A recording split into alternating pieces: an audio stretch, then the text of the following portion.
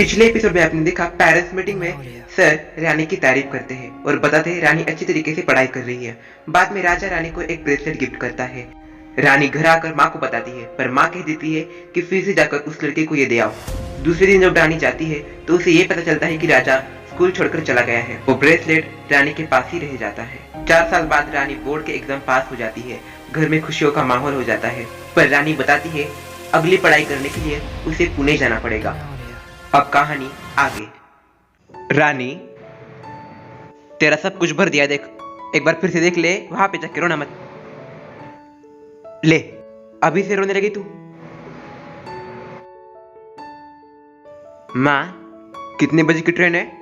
11:30 बजे की ट्रेन है। फिर तो निकलना पड़ेगा अभी से। रानी, तू जल्दी से तैयार हो जा। ठीक है माँ।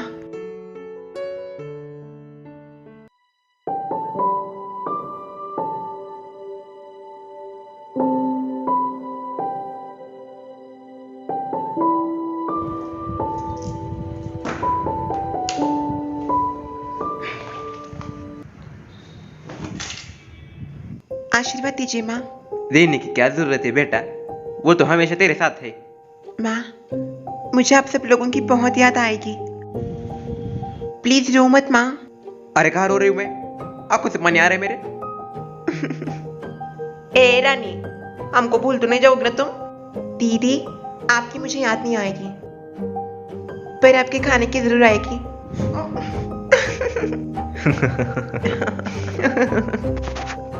ए रानी, वहां पे जाने के बाद लोग बहुत कुछ बोलेंगे, उनकी तरफ बिल्कुल ध्यान मत देना। बस अपनी पढ़ाई के ऊपर ध्यान देना। ठीक है दीदी।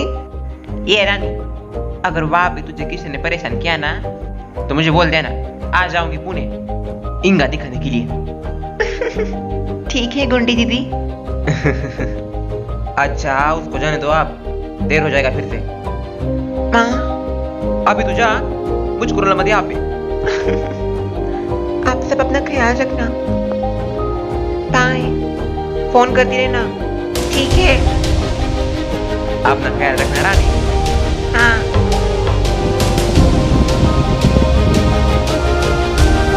घर कितना सीना सीना हो गया ना।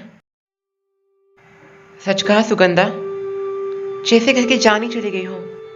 मानो बेजान से लगने लगा है घर। ए, तुम दोनों ऐसी बातें क्यों कर रहे हो? वो हमेशा के लिए नहीं गई है, 3-4 साल में वापस आ जाएगी वो, समझी ना? ऐसी बात मत करो। हाँ, सच कहा माँ ने, 3-4 सालों की तो बात है।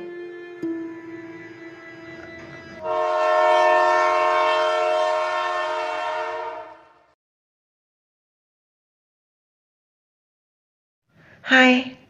हाय। अरे, तुम्हारा नाम क्या है? मेरा नाम रानी। आपका? My self Ananya.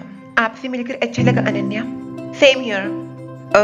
By the way, तुम ये इतनी बड़ी वाली लाल बिंदी व्हाटएवर, ये कपड़े लाल कलर के भड़क ऐसा पहन के क्यों आई हो? वो दरअसल मैं किन्नर कम्युनिटी से बिलोंग करती हूँ। Sorry, but I have to go. Bye.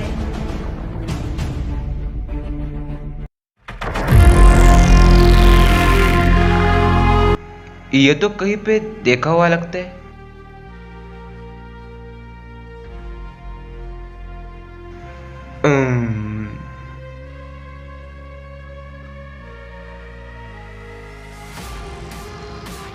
तो उसने वापस दिया ही नहीं उस लड़की को। रानी रानी, अब इसका क्या करना है मैं जानती हूँ। यहीं पे होगा, कहीं गुम तो नहीं गया मुझसे? अरे नहीं, राजा ने कितने प्यार से दिया था वो। आई एम रियली सॉरी राजा, मैं तुम्हारा प्रॉमिस नहीं पूरा कर सकी।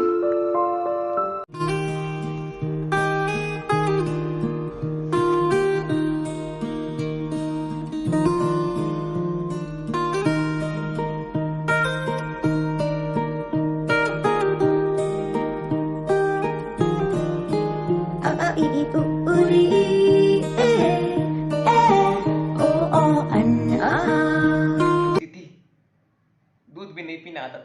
लाडो उंगली पकड़ के फिर से सिखा दे, गोदी उठा लेना माँ, आंचल से मेरा मुंह पोंछ देना, मैला सा लागे जहाँ।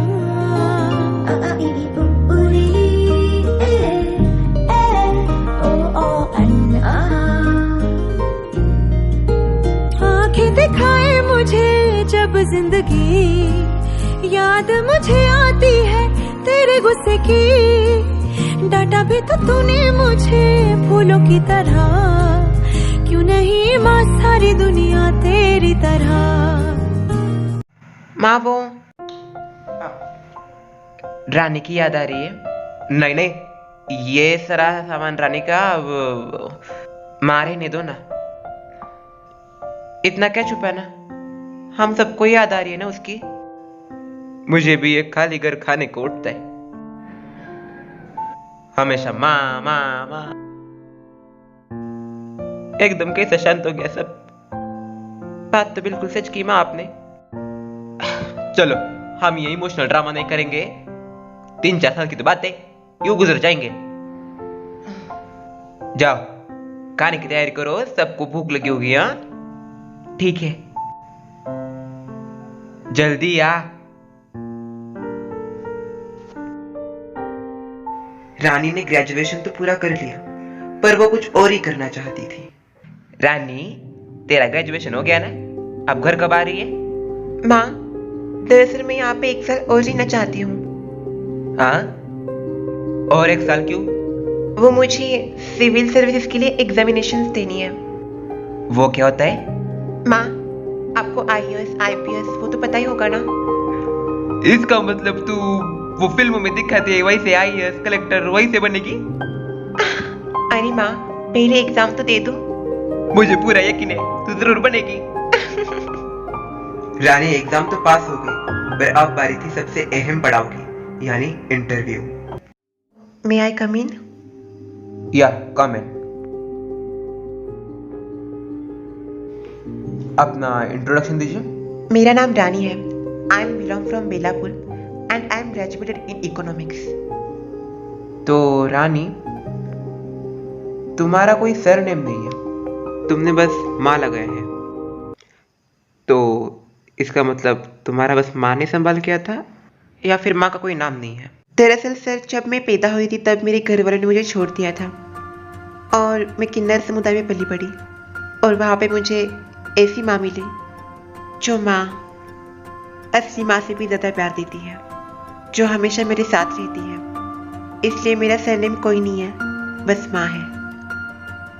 अच्छा तो आप किन्नर समुदाय से बिलोंग करती है। तो रानी मुझे ये बताइए आपको क्यों लोग अस्वीकार करते हैं? मैडम आपको ये सवाल उन लोगों से पूछना चाहिए जो हमें अस्वीकार करते हैं। हम तो सबको स्वीकार करते हैं, हम तो सबको दुआएं देते हैं, हम तो सबका भला चाहते हैं, पर शायद लोग अभी तक हमें स्वीकार करने के लिए तैयार नहीं है। तो इसका जवाब मैं नहीं दे सकती, इसका जवाब लोग आपको दे सकते हैं। रानी समझो तुम कोई भी रीजन पे काम कर रही हो, कोई हो, रूरल हो सिटी हो, तुम्हारा सबसे ज्यादा फोकस कौन सी चीज पे रहेगा? अच्छा एक नहीं 2 चीजें बता दो। मेरा फोकस इसी पे रहेगा कि मैं एजुकेशन कैसे और किस माध्यम से प्रोवाइड कर पाऊँ, स्पेशली इन रूरल एरियाज, क्योंकि वहाँ पे ज़्यादा संसाधन नहीं होते हैं, तो हमें मैन फोर्स की ज़्यादा ज़रूरत लगती है। और साथ ही साथ लॉ एंड ऑर्डर जो कि काफ़ी ज़्यादा ख़राब है रूरल एरिया में, और साथ ही साथ big cities also. So if मेरे पास अगर उनमें से कोई रीजन हो तो सबसे पहले मेरा फोकस इन्हीं 2 चीज़ों पे रहेगा सर। रानी तुम जब कॉलेज में या फिर स्कूल में पढ़ाई करती होगी, तुम्हारे अलग होने की वजह से आसपास के बच्चे तुम्हें सताते होंगे, परेशान करते होंगे। तुमने अपने आप को इन सब चीज़ों से ओवरकम कैसे किया? मैम मैंने इन सब चीज़ों पे कभी ध्यान दिया ही नहीं। मेरी माँ हमेशा कहती है आप अच्छा करो या बुरा, लोग हमेशा आपके बारे में कुछ ना कुछ बोलते ही रहते हैं, उनका काम होता है बोलना। मेरा काम बस एक था कि मुझे पढ़ाई करनी है और मेरे समुदाय के साथ साथ मेरे हर लोगों का नाम रोशन करना है। महाराष्ट्र से बिलोंग करती हो। सावित्रीबाई फुले के बारे में जानती हो?